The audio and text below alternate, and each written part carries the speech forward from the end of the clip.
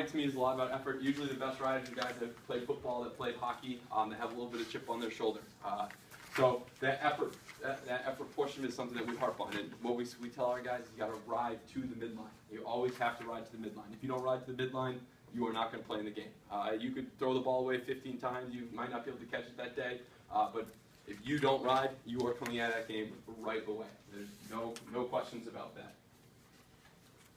As I said, that physicality of it, what I harp on our guys all the time about is, hey, this is your opportunity to beat that guy back. He's swinging his stick on you the entire game. He's whacking you. You turn the ball over, you better be the meanest MFer out there, right? We want to get that ball back. You got to make that guy pay. This is your opportunity to show him you're not just some little wussy offensive player. It really is about being physical. Fist and feet, I'm sure Coach talked a little bit about that, but really what I call the Malachi crunch. You guys happy days? Some of you guys are old enough for happy days, right? The Malachi brothers. But what the Malachi crunch is when you make a sandwich in between. You know, the guy trying to run it out, we have our two defensive players, and we force them to whenever we want, and we crush them. So one of my favorite drills, if not favorite drill, is we'll put a cone right here of offensive guys with the ball.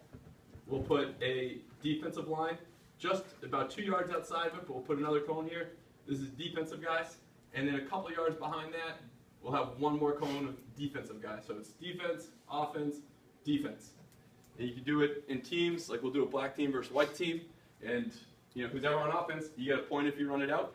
And the other team has to do push-ups. And you just go back and forth alternating. But the goal of this player, so this guy gets it, he does certainly have a little bit of advantage. So as he runs it out, the goal of this player is I've got to take a great angle.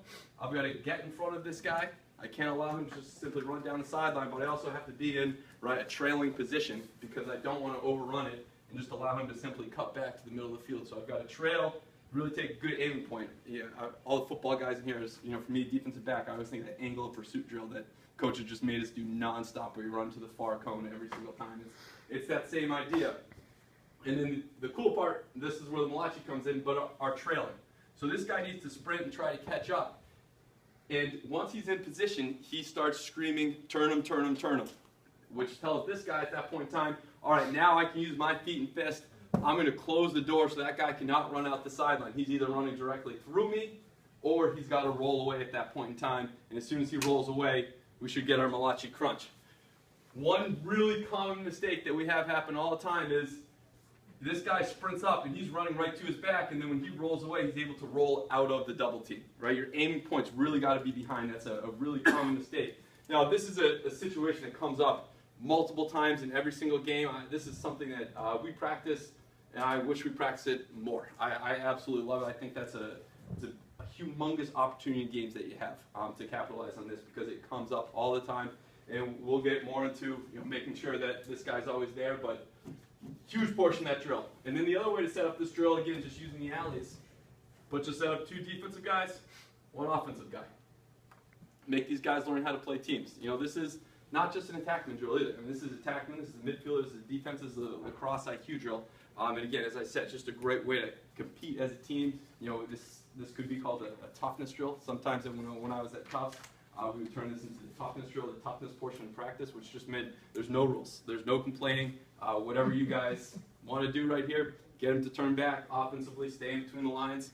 If you run outside the lines as an offensive guy, we're going to make fun of you. So don't do that. As we got into, right, creating transition.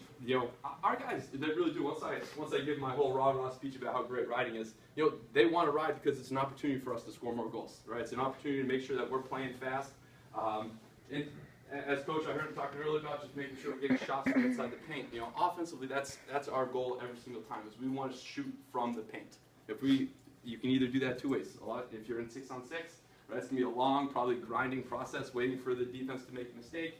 But in transition, it's really easy to get inside the paint. So, our job as coaches, hey, how can we create as many opportunities to get inside the paint as possible? And riding has to be a huge portion of that. I think a lot of coaches, especially at the college level, with the quick whistles and things like that, and I'm sure you guys see it too, but are starting to get away from riding because they don't think it's quite as important.